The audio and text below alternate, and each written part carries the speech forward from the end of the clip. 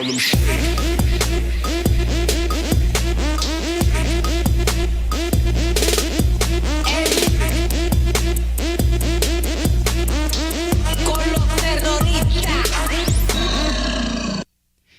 A little throwback to the oh, what is this angle? That's me. All right. You can have control now. We even have that weird thing up. Oh, whoops. Whatever. Hey, everyone. Welcome to the 21 Gun Podcast. I'm your host, as always, Kevin Sullivan. With us tonight is the lovely Jeremy Walton. How is everyone doing tonight?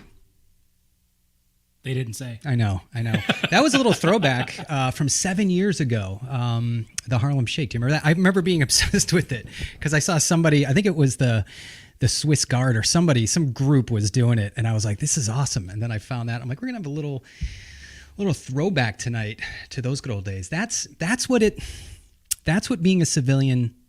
Wait, how do I say this? That's why it sucks being a civilian, right? You see those dudes just hanging out. Oh, yeah. Probably they looked like either they were in Iraq or Afghanistan or on exercise. I have no idea where they were. And they do stuff like that. And you miss that, especially when you're old like me and you're in the civilian world. No one really does anything like that. Maybe like the firefighters, police, those kind of like, I don't know, military-esque organizations. But yeah. So there's a lot to talk about. There's a lot we can't talk about as of yet, but I want everyone who is listening, I want them to understand that IW, Irreverent Warriors, is getting huge, right? We're getting really, really big. We're becoming legitimized. Not that we weren't legitimized before, but our look, I guess that's what I'm looking for. Our image. Look, our image is no longer a ragtag group of veterans. We are now a national force to be reckoned with. So if you've been with IW for a while, keep your eyes opened. Things are going to get real. Things are going to get real. In the next few months. So keep your eyes open and go on a hike and bring a friend to a hike and bring a fellow veteran to a hike and bring your dad to a hike. I brought my 72-year-old dad to Fayetteville this year. He had a great time. So that's what it's all about. Speaking of preventing suicide, when was the last time, and I'm going to actually speak to you this time. You don't have to answer because I know I can't hear you. When was the last time you actually called one of your buddies, emailed one of your buddies? What else can you do? Text one of your buddies. Call, drive over. When was the last time you did any of that? I just looked at the national suicide numbers came out this year or this week, and this is the veteran suicide thing. And the numbers, unfortunately, are up this year. And I think obviously it has something to do with COVID and the fact that we're doing this isolation BS. But yeah, the numbers are up. Numbers over the last 10 years are somewhat promising. I know it's a double-edged sword. It's not 22 at this point. At least we don't know with 2020 added into the mix. But right now it's not 22 a day. It was like 17 to 18. It's still 17 to 18 brothers and sisters that we can, hopefully reach and hopefully prevent them from doing things. So it's on you. It's on you. We go to hikes. Yes, we have fun. Yes, what else do we do? We do Zoom calls. We do traveling. Yeah, just like in IW in general, we do lots of stuff. But the onus is on you to pick up your phone, and who cares if one thing I get a lot, and I get this when I ask people to come on the show to be interviewed. They're like, well, I was just a finance troop, or I was just, and it's like, that doesn't mean anything, right? Combat, you don't have to see combat to miss the service and to lose that sense of purpose that you had. Everybody's mission essential. It doesn't matter. One doesn't work without the other. Yeah, and it's like, we believe the suicide comes from, or the rate comes from, you get out, and you look around, you're in like a classroom full of a bunch of 20-somethings who've never really been anywhere but Cancun on spring break, and you don't have anything in common with them. And you're sitting there like a mad, grizzly, angry veteran, and you start to isolate, and that's where the problem goes, or that's where the problem comes from. So yeah, I personally, all my going to the therapy and all that stuff, that, believe it or not, 99.99% of that was not getting shot at. That kind of, I guess, sucks, but it doesn't, that wasn't the issue. The issue was, you can go listen to my interview if you want to find out what the issue was. But yeah, so just keep that in mind. It doesn't matter what you did. You were in the service and you were part of the mission, and we want you to not go down any dark areas. So yeah, if you have any friends like that, give them a call. You matter. We have a special guest for today's show. You might know him as a co-coordinator for the Raleigh Silkies hike. He's active pretty much anywhere there's Irreverent Warriors. If you see him, he's active. Like I'll go on, I don't even know he's like traveled. I'll just look on Facebook and he's in Key West. I'm like, oh yeah, he's down in Key. Oh, yeah. Actually, we did an episode down there, so that was a total lie. Beat me to it. Yeah, but I mean, he's everywhere. And the interviewee tonight is young Jeremy Walton. We should have done it last week when it was your birthday, right? Was that last week? Yeah, that was 2 weeks ago. That would have been a good time to do it. But I'd like to advertise more about on Facebook and social media, but I was kind of banned for a month. So yeah, it's nice to be able to get that out there, because how could I let my friends and everybody else know if I'm banned? I worry sometimes, like just the beginning of this episode, we had those tanks and their guns, and I'm afraid every now and then, like I've already been denied the ability to advertise this show a couple times. I'm not sure why. Doesn't really make sense, but yeah. These things happen. All right, upcoming Silkies hikes. Baton Rouge, Louisiana. If you haven't heard about this hike, we haven't been talking about it for 3 months, every single episode. March 6th, head down to Baton Rouge. Head over to irreverentwarriors.com, click on the events button, and make sure you register for a hike. March 13th, Hawaii. A lot of people are going there. My pals, the Riplonians, are going there. Palm Springs, California, March 20th. Is that Jacksonville? Yeah, Jacksonville Beach, Florida, March 27th. And we'll head out. Now, here's the problem with April, right? So April 10th, Tulsa. I've never been to Tulsa. Maybe I have. I've driven through once. There's an Air Force base there, no? Isn't that like one of the... You're asking a Jari to where an Air Force base is. That's true. Yeah. I probably have been there. It's one of those things. April 10th, Jacksonville, North Carolina. Now, I was supposed to be there, but I'm not going to be there. I feel really bad about that. I'm flying in from Texas. So here's the thing. I can't be in the Jacksonville one because I will be in Texas. And then I can't be in the Fort Worth one on April 24th because I'll be in North Carolina. I had it really planned terribly. Oceanside, California, April 17th. Fort Lauderdale, April 17th. Des Moines, Iowa, April 24th. And I just said it, Fort Worth on April 24th. I've been to Iowa. I rode my bicycle across Iowa. There's I don't want to call it a race. I guess it's a race called Ragbri. Race across greater... I don't know. Ragbri. But yeah, I rode my bike all the way through Iowa. Lovely people. Not much to see. It was a lot of corn. I don't remember how long it took us. But yeah, that's all I remember about Iowa. Very lovely people. We'd go into a town, right? It was a bunch of us. It was like 10 of us veterans riding. We'd go into a town in Iowa, and they would have the whole center of town just blocked off for us, and they would have like a ceremony and a cookout, and it was freaking great. It was awesome. Special, man. Damn. You can head over to 21. My Tesla is talking to me right now. Do you see that? Zoomy is it the is Tesla. literally. We're trying to do a show. You can't see it. It's popping up. It's driving off down the street. Yeah. It's talking to me right now. That just kind of distracted me. Now I have no idea what I was talking about. So these events cost money. All those things that I just talked about right there, they all cost money. What better way to contribute to the Irreverent Warrior mission than to, well, you can flat out donate if that's what you want to do, or you can head over to the shop Irreverent Warriors, click on the shop button. It'll take you there. And we have a lot of cool stuff. Now, what's new on there? I know what one thing is new. Can you pull up my camera real quick? Oh, sure can. Look at that. Boom. Look at that. We have our own coffee from the 22 Sierra guy. He was on last week if you want to learn the story about that. But look at that. Dark humor blend. Smells delicious. Oh, and by the way, there's a little Ziploc in the back to keep it fresh. That he cut through. Which I took my knife and sliced it open. So, yeah, and I'm Air Force, too. I should be smart enough for that. I got a pair of those Silkies. I just ordered mine. They'll be here next week. They're good. I like those ones. They're not like, I have a pair that I hate. They're like olive drab, but they flow too much. I got the black ones. They flow. Like, it's like aren't they supposed to let your thighs flow? I don't know. I don't like the way they fit, but those ones are nice and snug. I like those a Ladies, lot. So you guys, you all have a new line, so to speak. What's that? Snug? No. New clothing line. Yeah, pull that up. Pull that up. So we got T-shirts, we got hoodies, I could wear one of those. What do you mean, ladies? Put one of those on. Can. We got your tank tops. We have your polos. I mean, I have a really pair of those updating the store. American flag. Gripping stuff. So, hey, head over to irreverentwarriors.com, buy something. 100% of every purchase you make goes towards the Irreverent Warriors mission. You're wondering what that mission is. Well, we all know that we bring veterans together using humor and camaraderie to improve mental health and prevent veteran suicide. But the vision of Irreverent Warriors is to be the force that unites the veteran community. This is the big one. This is kind of what I was trying to get at, not so eloquently when we opened up the show.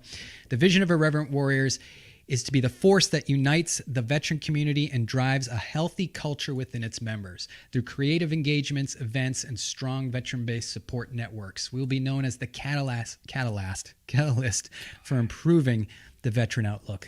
Yeah, that's what I was getting at. It's a great mission. We more than silkies, and who knows? Maybe someday our grandkids will be like, you know how we talk about the VFW? Nothing wrong about the VFW. But you know how we talk about it like granddad's at the VSW? Maybe they'll be saying, oh, granddad's walking around with silky shorts on. I mean, that's the movement we need at this point in time. We don't need to go and smoke and drink. Wear silkies. That's right. That's right. Let's bring up... Oh, do you have anything? Any announcements? No, other than... well, you did forget to say, to help support the podcast, go to 21gun.net. Order your gear. Just saying. Yeah, the hoodie it does is help. incredibly comfortable. Mine has already gotten stolen. Your head's Thanks, cut Jack. off. You might have to slide over a little bit. Wait, someone stole a 21 gun. It's a little too close, right? Someone stole a 21 gun sweatshirt? Yeah. Good. I like that. That got girlfriend stolen good. real quick. Oh, there's nothing wrong with that. All right. Okay, yeah, you did your thing. Did you hear something? I thought I heard something.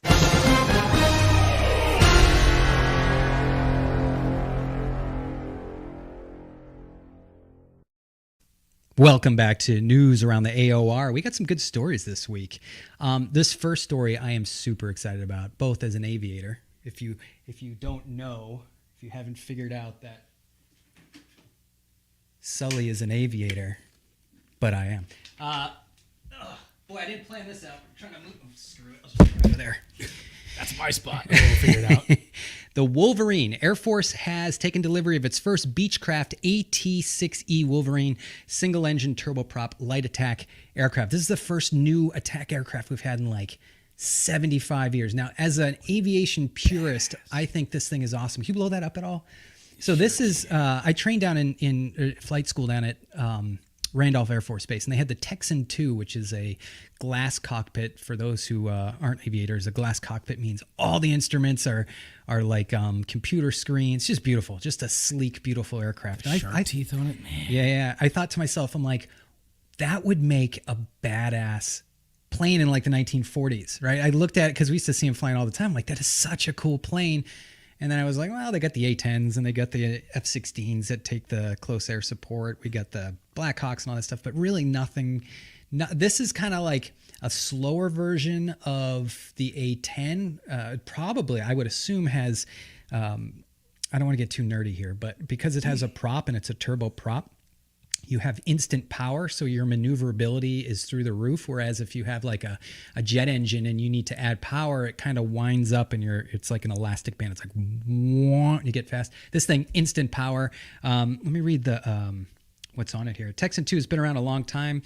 It has, where is it? The most visible difference between the Wolverine and the trainer that I was talking about is it's got 6 underwing pylons. These can accommodate various precision-guided bombs and missiles, as well as rocket and gun pods. In addition, it has a station in the fuselage, which is typically occupied by a sensor turret containing electro-optical and infrared cameras.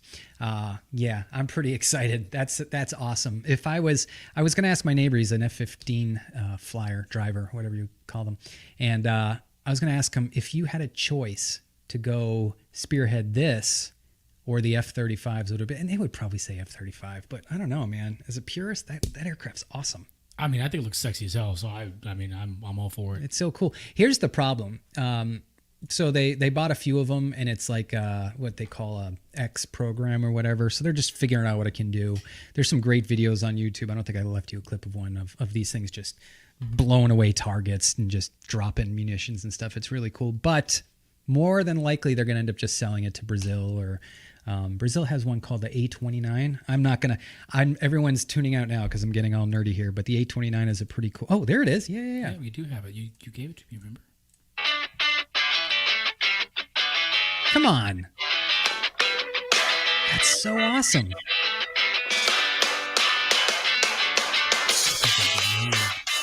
Do you have an inner attack pilot just waiting to get out? I do. Ever feel the need to fly around, look at things, and occasionally blow them up?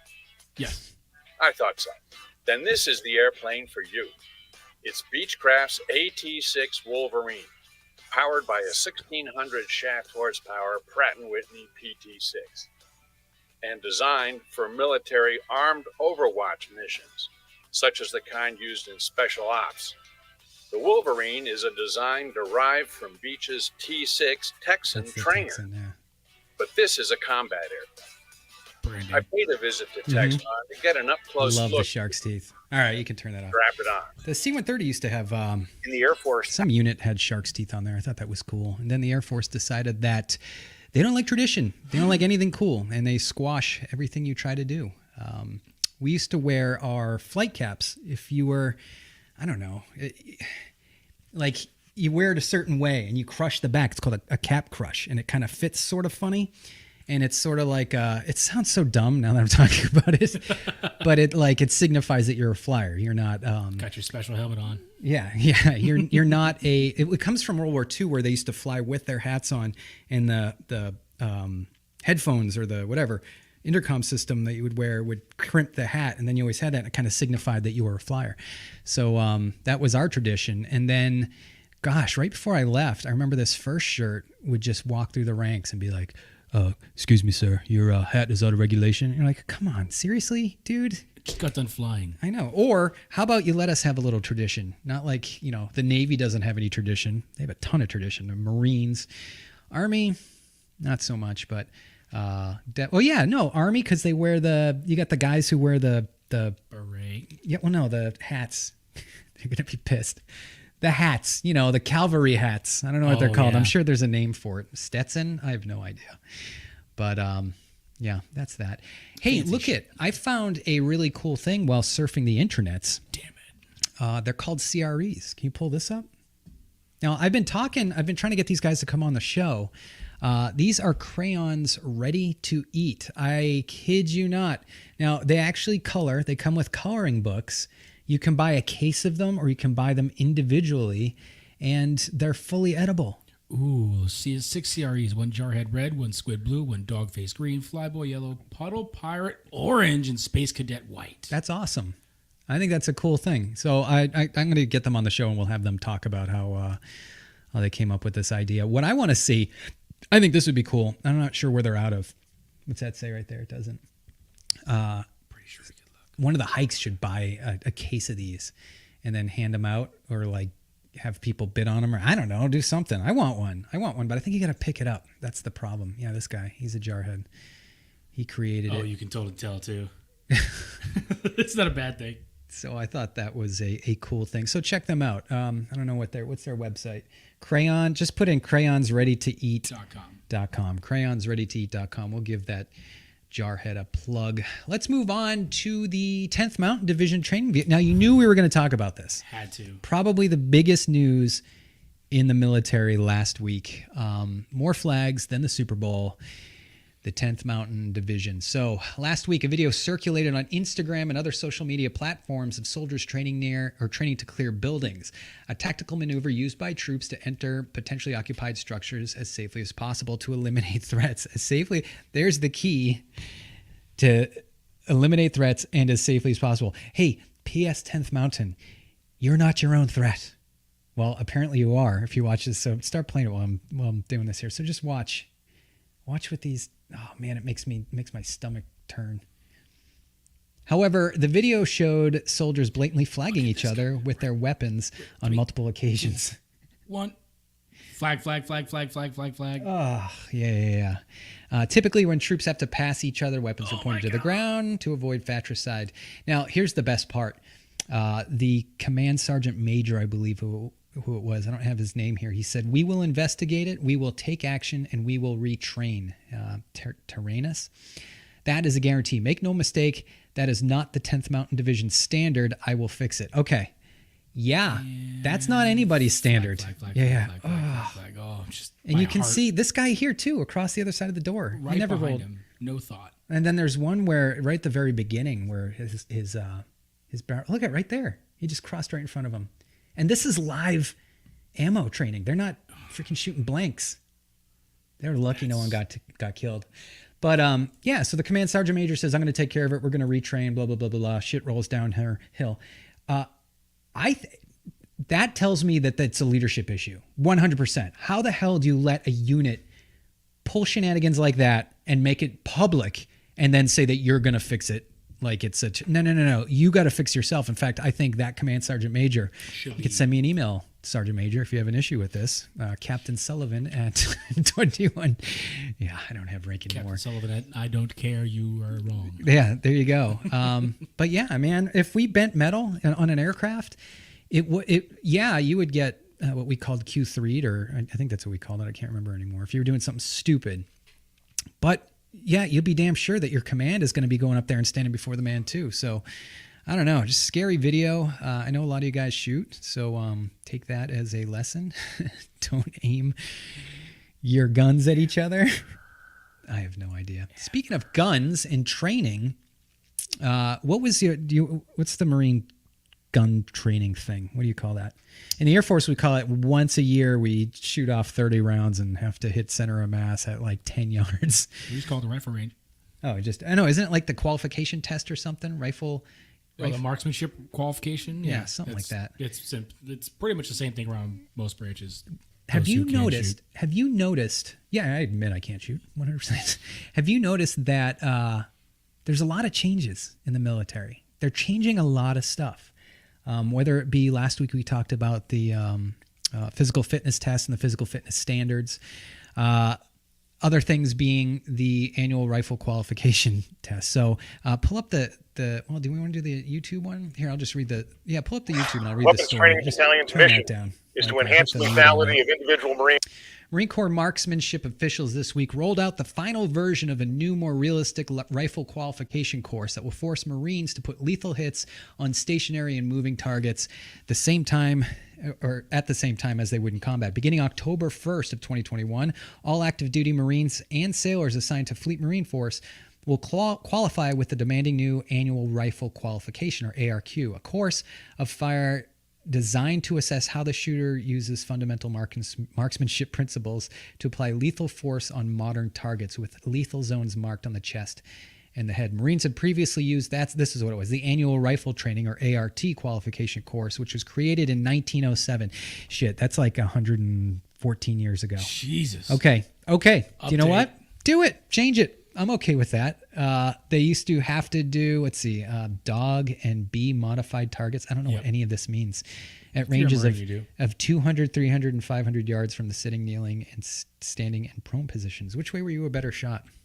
Me, personally, I was better in the kneeling. Yeah, people like Not to on my kneel. knees. Don't go there. He loves to kneel. No, people enjoy the kneeling. I was watching Reaper. Do you know the Reaper YouTube channel? He was a Army sniper with...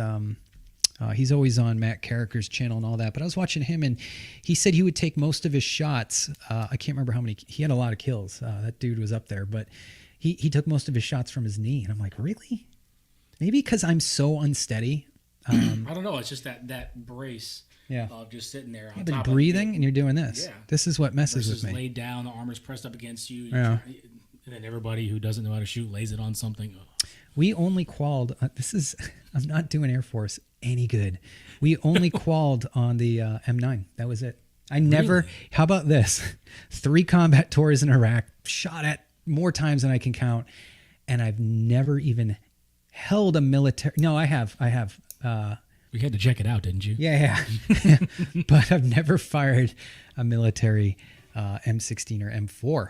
Only the M9, and I barely qualified for that. It's okay. It's okay, guys. I know I'm a terrible shot. My job was flying airplanes, not shooting people. It was flying airplanes and trying not to get shot. That was my job. To give you some credit, every time we've gone shooting, you've done pretty well. So I'll give you some credit. Yeah, only because I get really close and I shoot at the targets that everyone else has already shot at. And so you look and you're like, oh yeah, he's got some good group. It's all your grouping. It's not mine. I was giving you credit. Take it. I'll shoot and you'll see like leaves falling down. You see dirt popping up off the ground. Yeah, I'm good at close quarter. That's what they trained us for. And the C-130, that's the only time I would shoot. If someone decided they're going to try to take over the aircraft, pistol, yeah. Yeah, that's all what they trained us on. I can imagine you not shooting a pistol out of a C-130. You know? I pulled my pistol out once in El Kut, which is somewhere in Iraq. Shit, if I can remember. I used to know where it was. And these dudes, these goat herders, were coming up to us. It's unsecured airfield, so you just land on the airfield, and you have these guys called Ravens, and Ravens come out and they secure the area around the aircraft because it's $1 million shot, right? If you see an aircraft land with no one guarding it, they're going to try to mortar it and all that stuff. So these guys kept coming up. We're telling them to get back. They were just, in hindsight, they were just interested that there's a freaking C-130 they never saw before. But I actually pulled my weapon at that point because I didn't know what the hell they were going to do. And I was like, what am I going to do with this? I got Ravens. Fuck it. But that's it. No one wants to hear your stories, Kevin. Yes, we do. Oh, I scrolled down here. Oh, and of course, you know my obsession. If you've been watching the show at all, I'm obsessed with aliens. Only because I can't think of his name. Joe Rogan had this Navy commander on. He was an F-18 pilots. I think he was an F-18 pilot. And they were flying somewhere over in. Can you actually pull up the video? Sure can. There, it's not the number 10. It's number 11. So he filmed this, and I know I'm probably, like I said, beating a dead horse here, but so that's going against the wind. Look at it. What the hell is that? What the hell is that? And the Pentagon released this. It's a top. Yeah, it's a top that's flying through the air at 500 knots into the wind, and watch it rotate. Dude, that's insane. Jesus. Like, I need to know what that is. Nothing human does that. I'm sorry. And this guy here, right? They call this the Tic Tac. This thing again is going ridiculously fast. And you would think like, okay, it's a cruise missile or something. This is off the coast of California. There's no cruise missiles being fired off the coast of California. That thing. So here's the cool thing. They see it and they go down. It starts to jam their radar, right? Like that's a Starbucks latte going to San Francisco. Wrap your head around this. They pick this thing up. They have no idea what it is. They decide to engage it. It jams their radar, and then it disappears under the water. Here's the best part. So then they have their next waypoint that they're going to meet. They're like, wow, that was weird. We should report that when we get back. They tell everyone that they see something weird. They head to their next checkpoint, and it's there again. It predicted where they were going to be. So have you seen that movie Battleship, where it kind of started? Yeah, that was pretty good. Kind of like that, huh? Mm. Colonel Gatson, a friend of mine I rode my bike with, he's on that. He's the guy, double amputee, former Army football player, giant dude, really, really nice. But yeah, he was in that movie. So yeah, point of that is we have a new alien spotted. Santa Fe, New Mexico. American Airlines has said one of its pilots. Oh, I forgot to mention. Let's back up a little bit. When that thing went underwater and then popped up at the next waypoint, a submarine tracked it underwater. Right? Like, we should... Come on. Fuck it. Come on. What is that?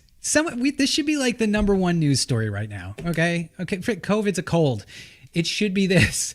Aliens are flying underneath Jinx, you owe me a Coke. the water. That's insane to me. Anyways, American Airlines has said one of its pilots flying a passenger jet something, sent a radio transmission reporting an unidentified object flying at high speeds in the skies above northern New Mexico during a flight last Sunday, so this is a week ago, from Cincinnati to Phoenix.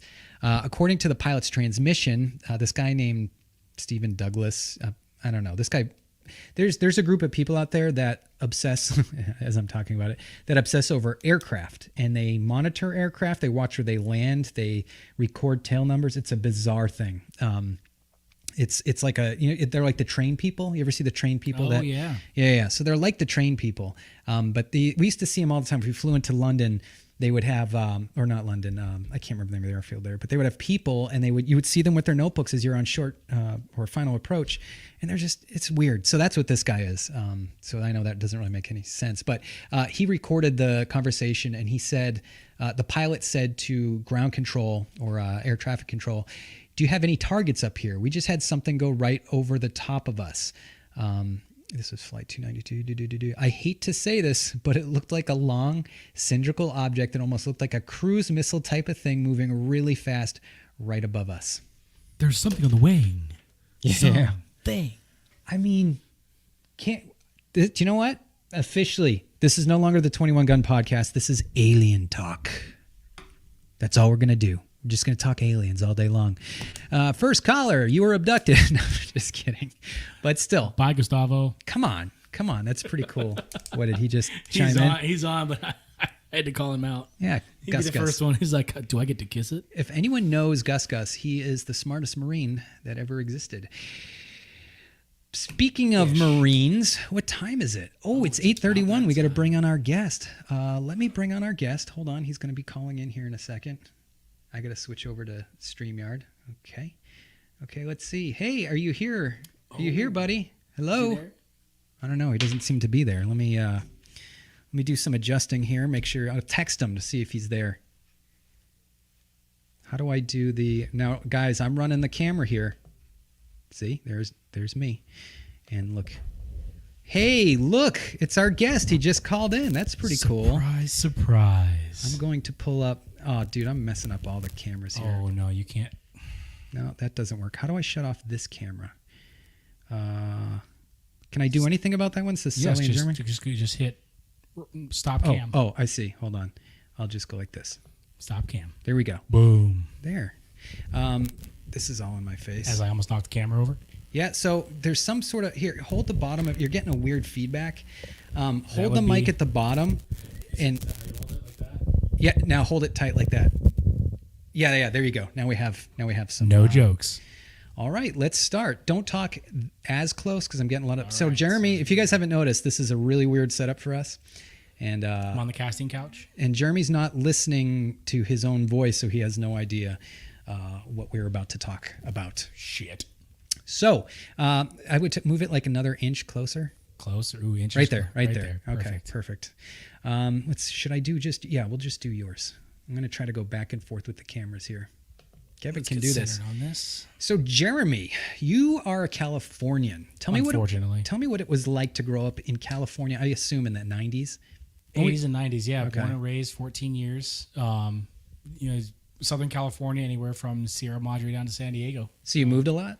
Yeah. Mom was a very, very young teen having twins. Oh, really? So 14 having twins. So holy shit. Wow. Yeah. She learned her lesson the first time. Yeah, I guess so. It's not even with one. It's two.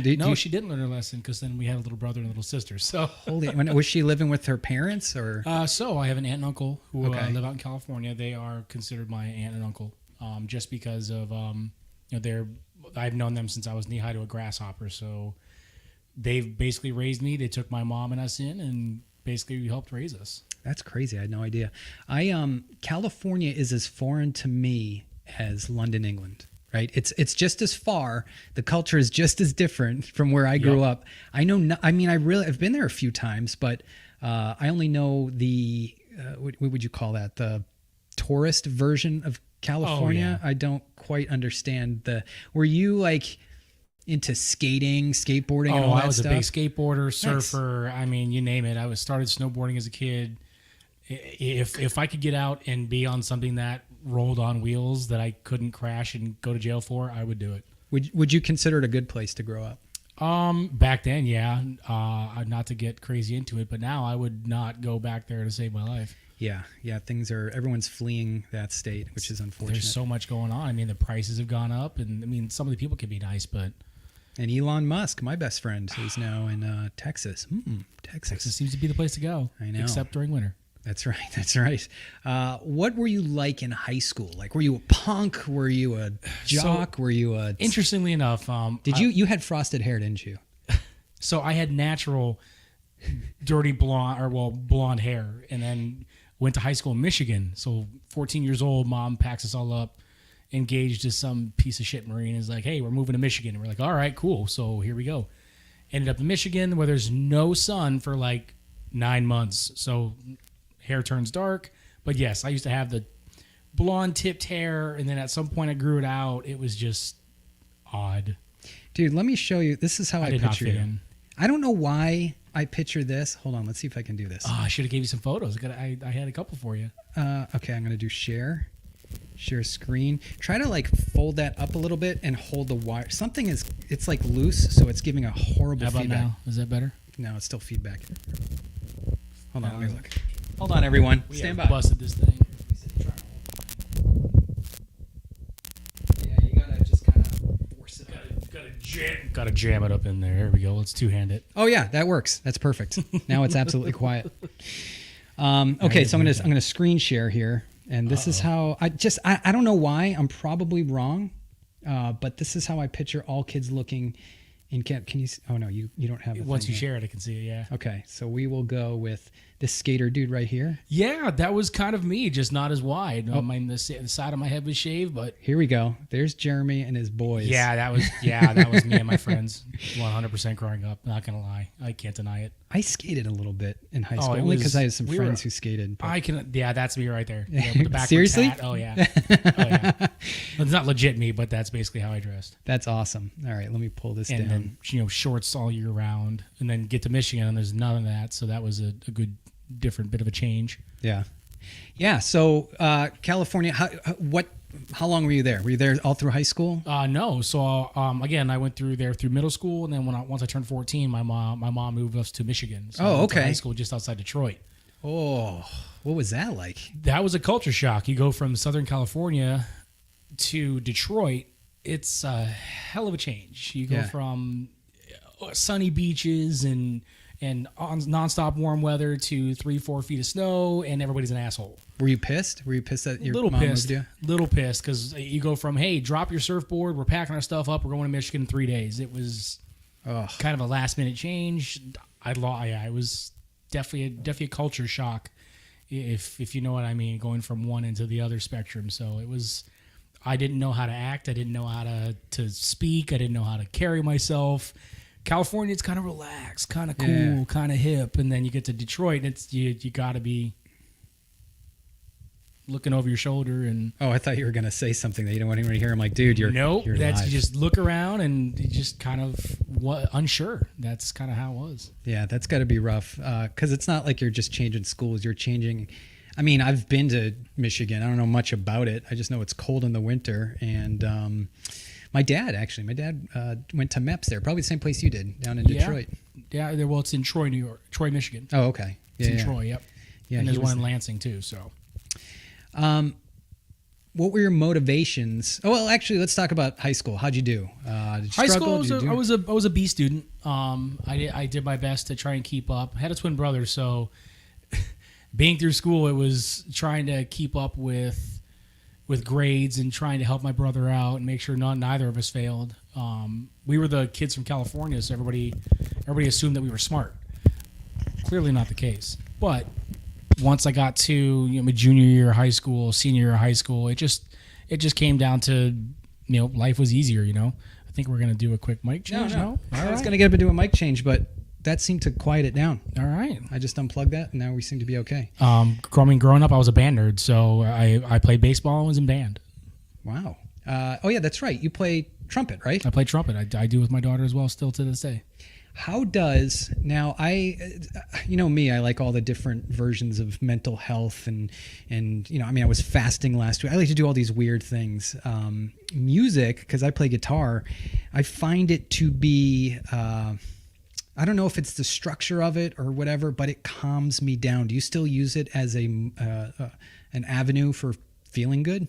So when I get to see my daughter, whenever I visit, we do play. I absolutely love it. Hey, kid, grab your trumpet. Let's go play. And she's still reluctant because she's still learning. But for me, it's a good time. If I'm listening to music, I'm happy. If I can play, even better. I enjoy it. It's something I'll print off a sheet of music and learn how to play it and then just kind of jam out. It's a good time. That's what my grandfather, he played piano just by ear. He just played piano. He never had a lesson. And Really? my sister plays every single instrument. Like, there's not an instrument she doesn't play. I just play one, only because, I don't know, I enjoy it. But it's not about me. It's about you. All right. So, all right, let's then get into my next question is your motivations for joining the Marine Corps. So, Well, actually, let's back up. What was it like growing up with a twin? oh man, growing up, it was fun because you got to confuse the living shit out of everybody. You had times of like we could play pranks and blame it on each other, or just we had times where we'd have the same teacher and they didn't realize there was two of us until one would stand up and one would sit down or one would leave, and then we'd turn in two papers and she thought I was trying to either cheat or just kind of manipulate the system, and then she realized it was when they see Jay Walton, it's Jeremy and Josh.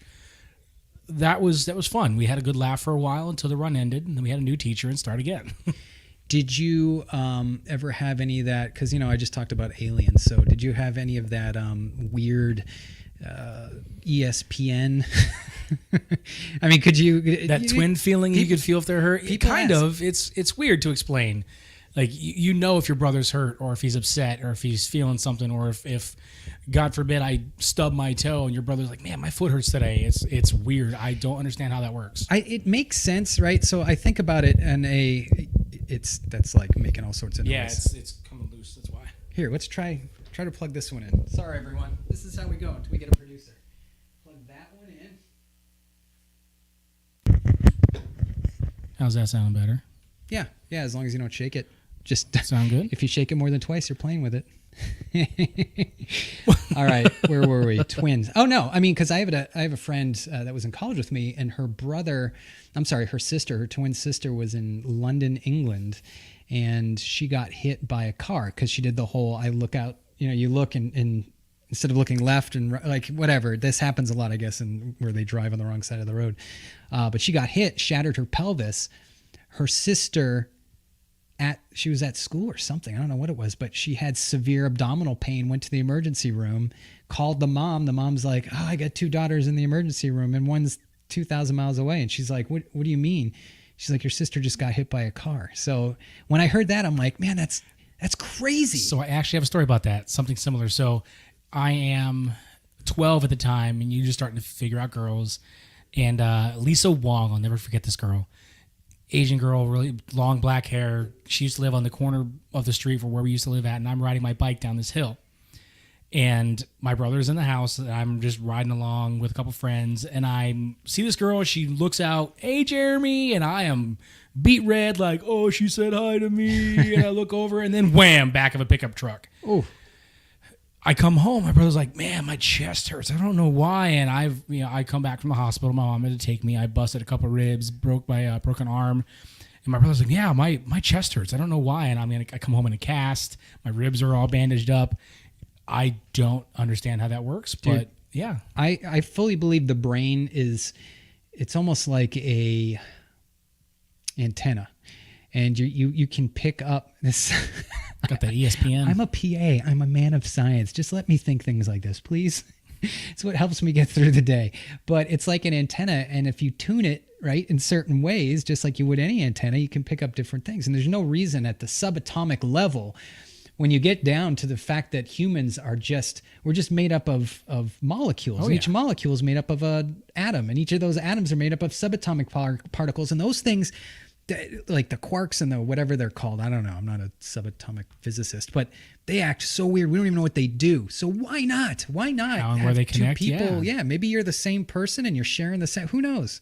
I mean, we are twins, so it's kind of close. I mean, like you're genetically the same, right? So he can go murder someone and blame it on you. I mean, we always used to joke about, and not to take it in a serious note, but could you imagine getting in that trouble and then it was him? Yeah. Like that would be the best thing ever. Didn't that happen in Judge Dredd?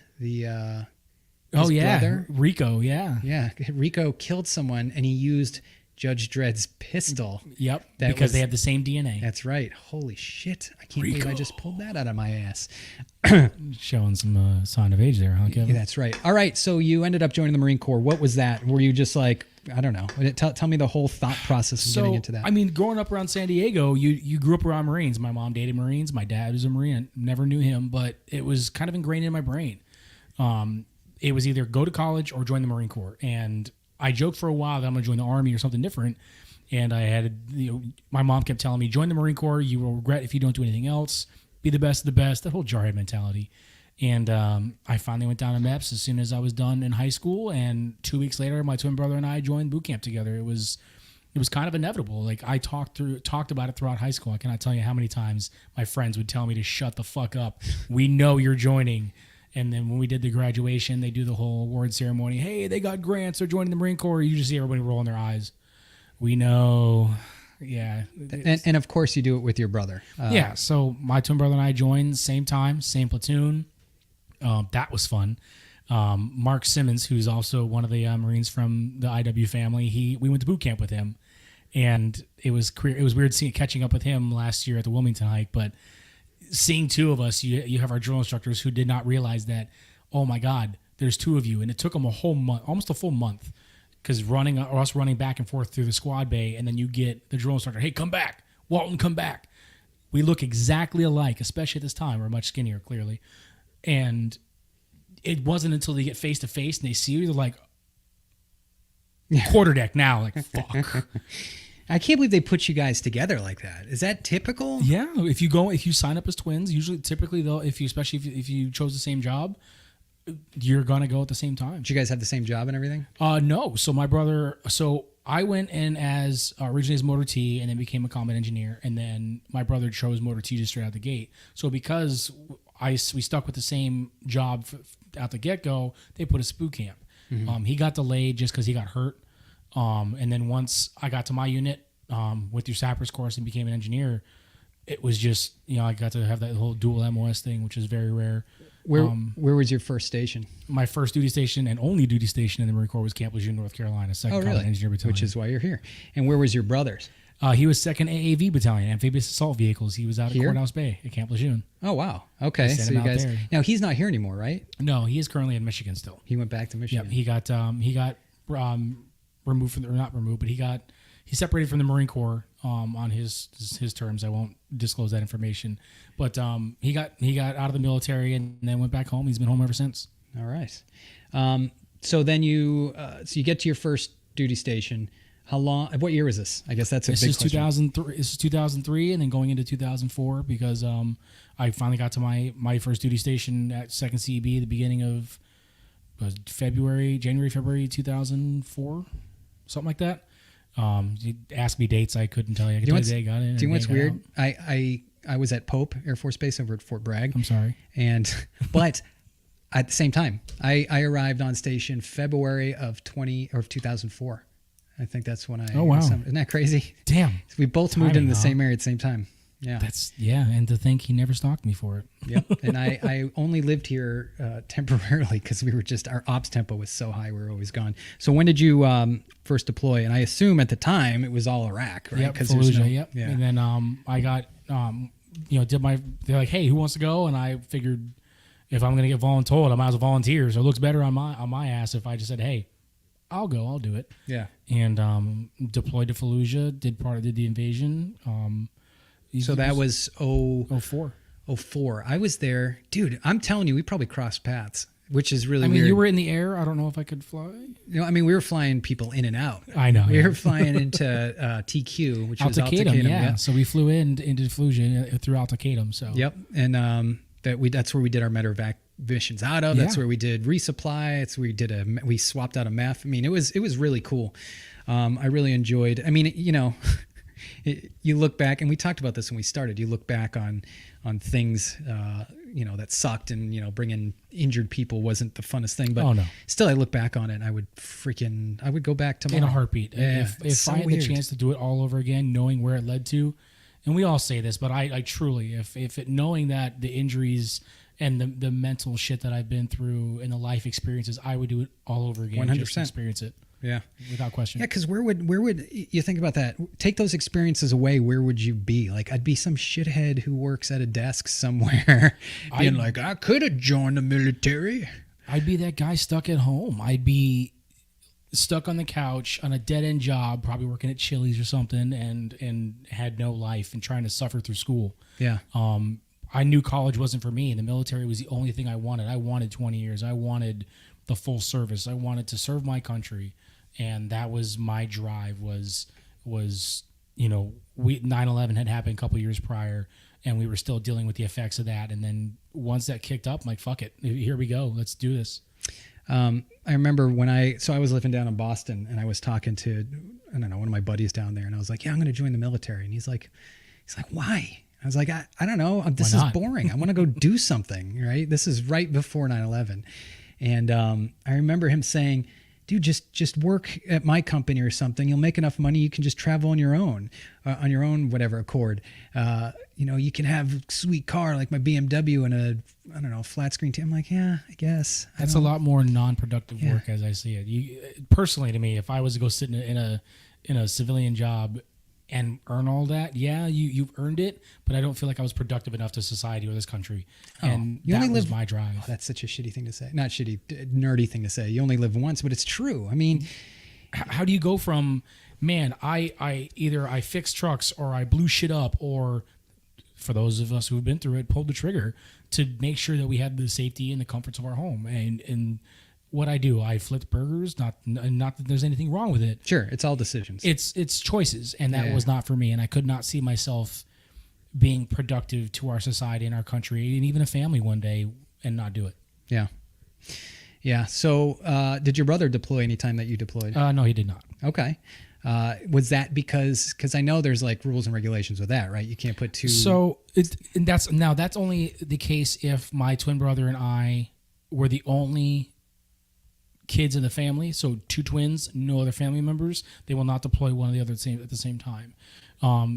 Traditionally, they will deploy one to combat and maybe one to like Korea, one to Japan, but they won't do it at the same time. It's a very rare thing.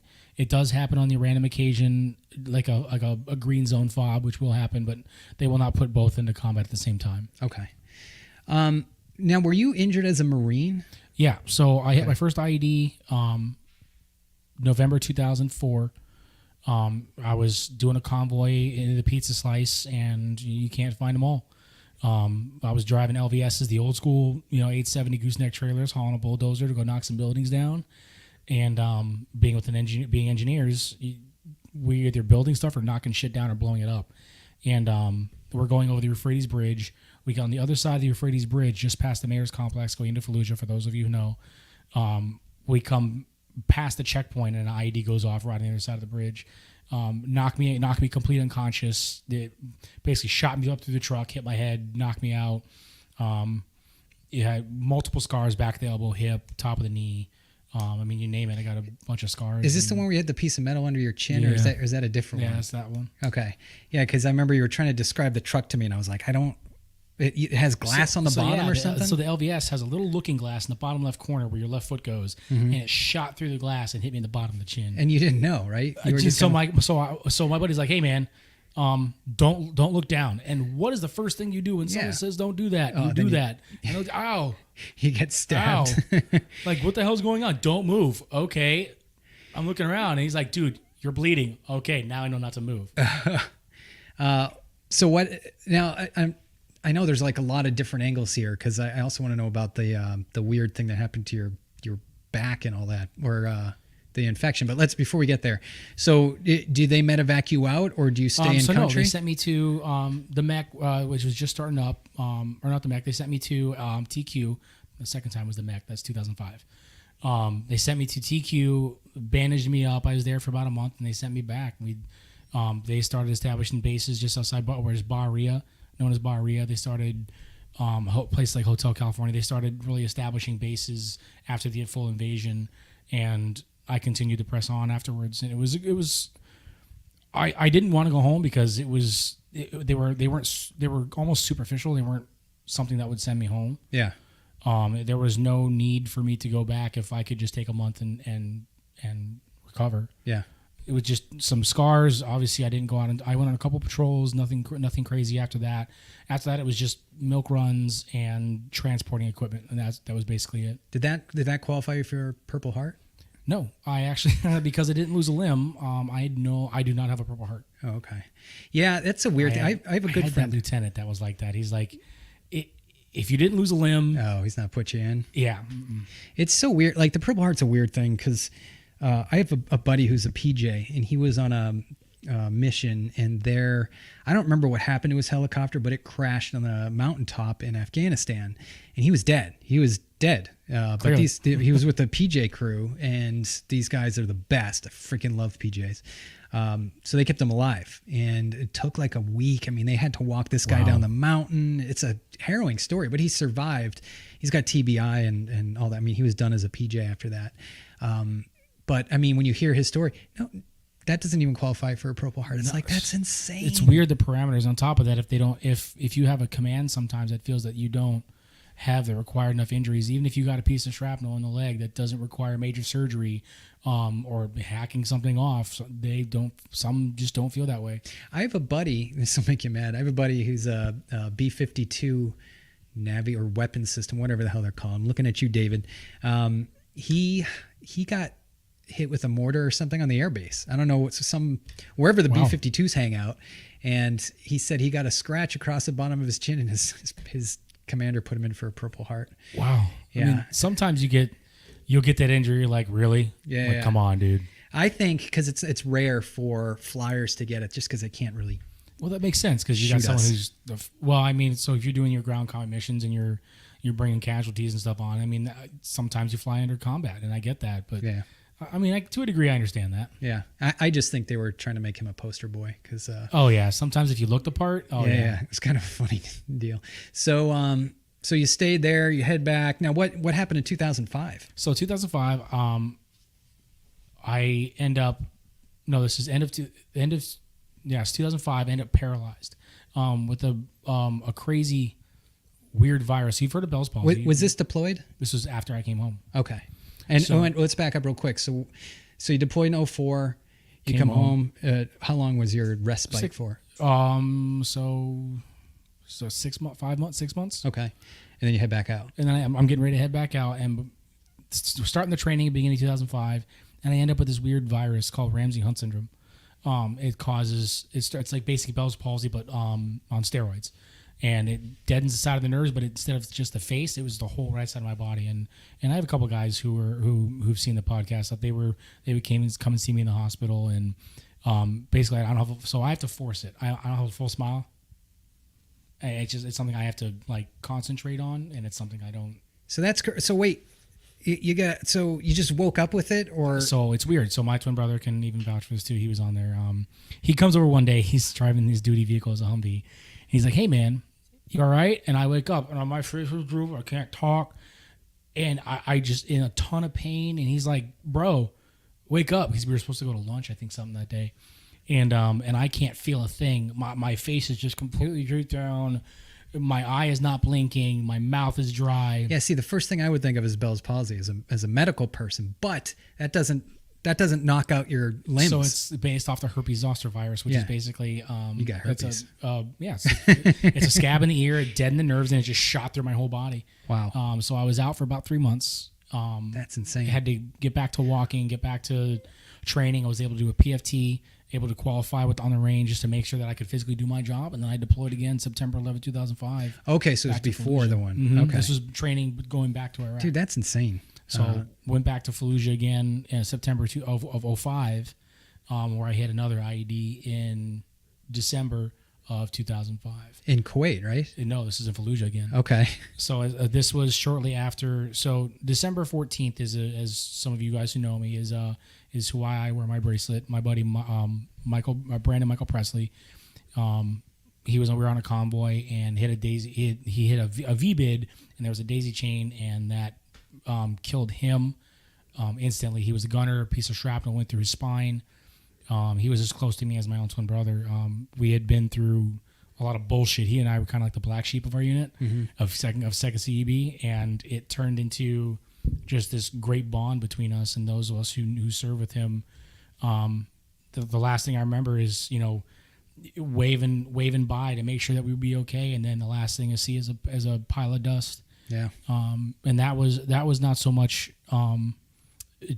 exterior damage. That was when I had officially like severe back issues, severe head injuries, TBI. That's when I started having neck issues, bulging herniated discs in my lower back, hip problems, and that's when I would come back. I get they sent me to Fallujah Surgical, which is on the mech in Camp Fallujah. I spent about 3 weeks there, came back to duty, and just didn't really go on much patrols. I did a lot of convoys, but didn't really do much after that. Did they? Oh, I don't know overseas if they do this, but did they give you the typical? Oh, you're having sleeping problems. Take this. Oh, yeah, you're in pain. Take this. And then Yes, it was Motrin. Okay, 800 milligrams. So Yeah, it was Motrin water. drink water and hydrate. And they did have a physical therapy unit there just to make sure I could walk and carry the gear, because as an engineer and even driving trucks, you gotta be able to carry that equipment. God forbid something happens, you need to be able to carry that stuff to either repair something, put something away, lift it, whatever. You got to be able to carry the guy next to you. And they put me back on convoys. I had a couple of moments where, and I'll never forget this one. We're coming from the city of Karma back to Camp Fallujah, which is the mech. Mm-hmm. And there's a small bridge that goes over or just past the city of Karma. And the Iraqis, throughout the day, apparently none of the patrols of other Marines or anybody else, Iraqis, had gone through that location, and they had built a little sand berm, like a small sand berm, about 3 feet high. Mm-hmm. At NVGs, you don't have no depth perception, so Right, that doesn't come up as anything. It just comes up as flat ground. Mm-hmm. So I have NVGs on, swerving through serpentine with this bulldozer on the back, and my A driver, Sergeant Diggs.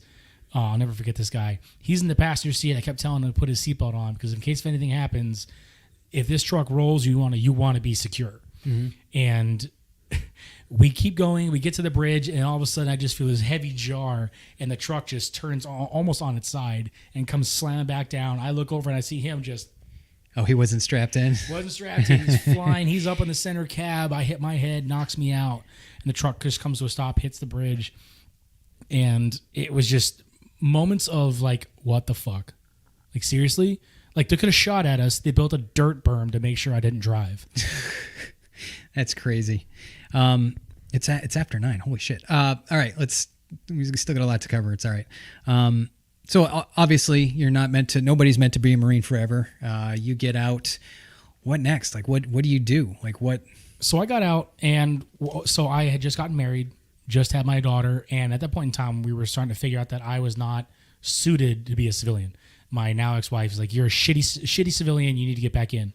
I was working for Cold Stone Creamery making ice cream one day. Oh, really? Oh God, right outside Camp Lejeune. Oh, so dude, that's exactly what we talk about, right? So here you are, you're outside of Camp Lejeune, you're working for Cold Stone, you were in Fallujah recently, and now, like, how do you deal with that? It's okay. So I dealt with it, and that's going right into it.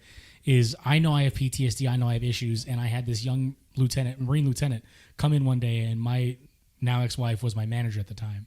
We both worked at the same place. We needed a job. Yeah. And we're working, and this Marine lieutenant he changed his order, I think 4 or 5 times on me, and I got pissed. Yeah. Because you were wasting product at that point. Sure. So I hopped over the counter with an ice cream scoop full of ice cream and started shoving it down his throat. It took him and 3 other people to pull me off. I got arrested, spent 3 days in jail. Oh man. Got sent to that thing I never thought would ever happen is sit in front of the judges. Either you go to jail for assault, or we drop the charges and you go back in the military. I'm like, well, fuck it, go back in the military. So I tried to get back in the Marine Corps, and at the time, 2007, going to 2008 now, Breck.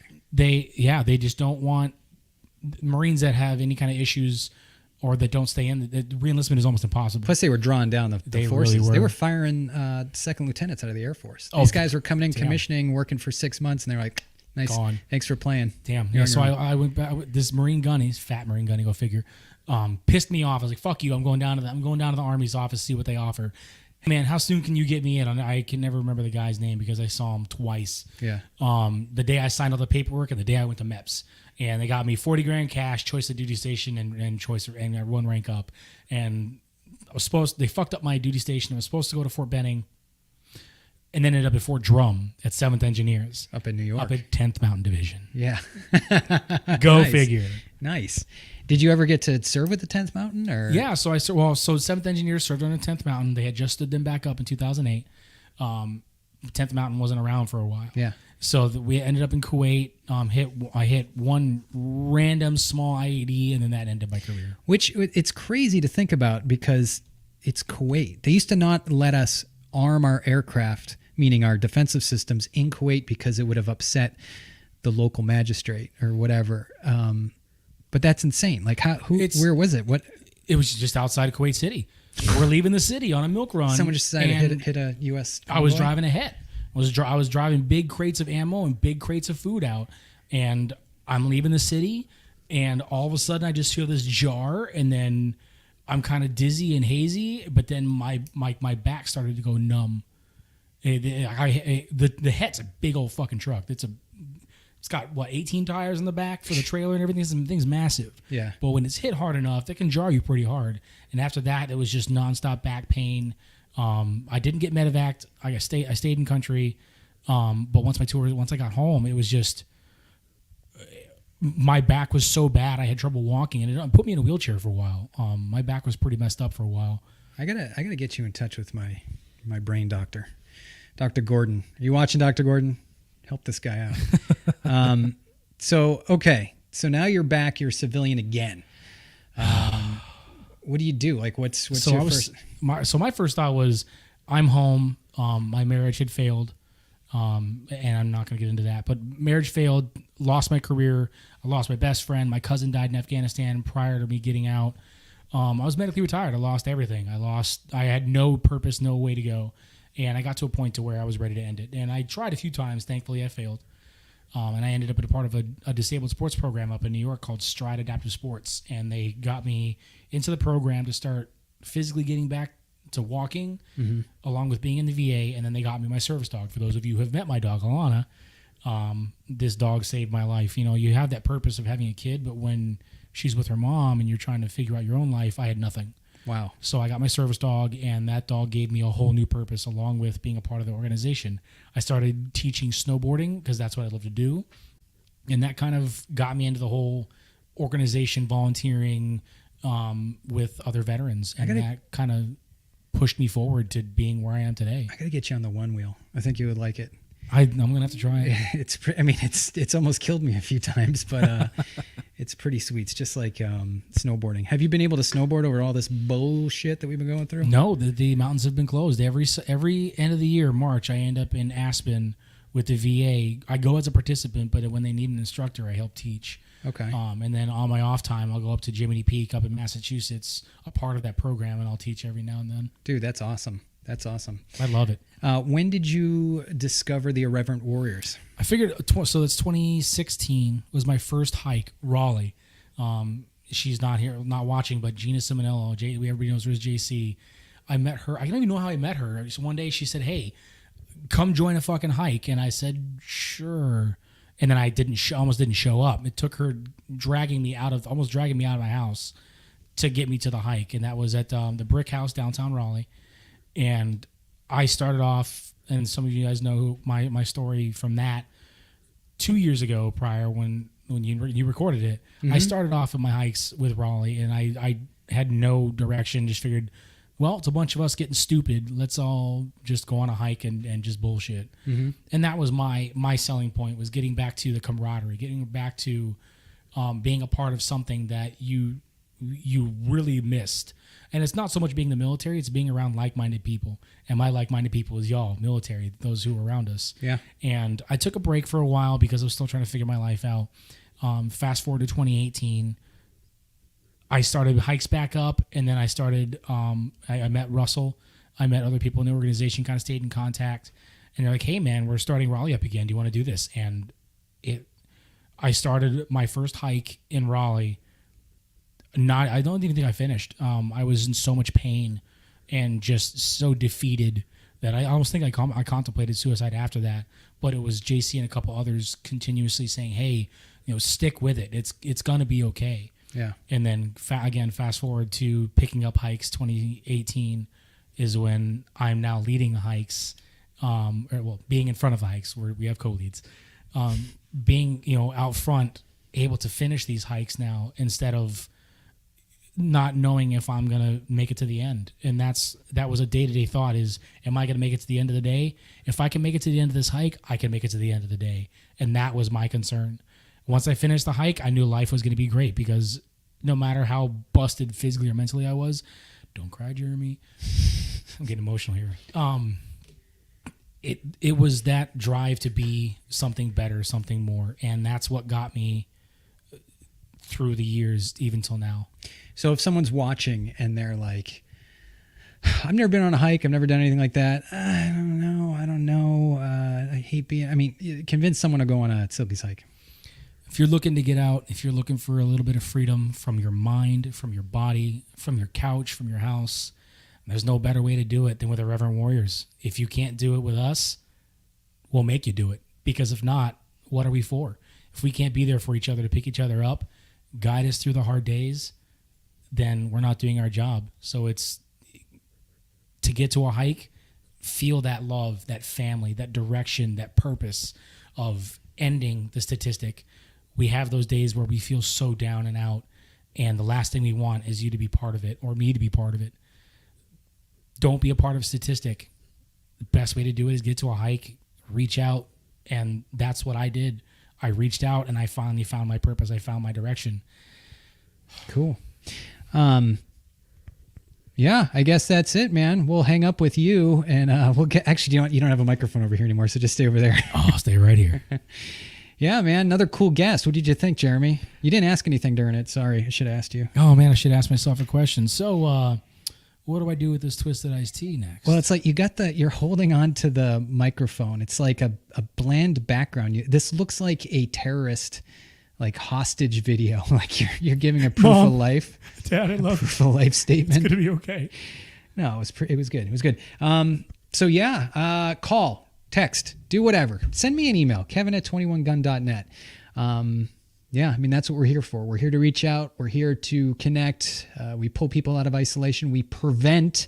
That is the key. We're not a suicide awareness. We are a prevention organization. And the only way to do that is to participate. Head over, buy some T-shirts, call your friends. I can't think of anything else. What else do you got? For those of you who are around and are in the Raleigh area, tomorrow night we are getting together at Dave & Buster's at 6 o'clock. So this is that reaching out. I'm reaching out to all of you who are watching and those who will watch afterwards. Get out, come have some fun, play some games. Just enjoy the camaraderie. That's what we are. Awesome. And I'm going to end it with this. I hope I can do it. Let me try. You can do it, Kevin. We believe in you.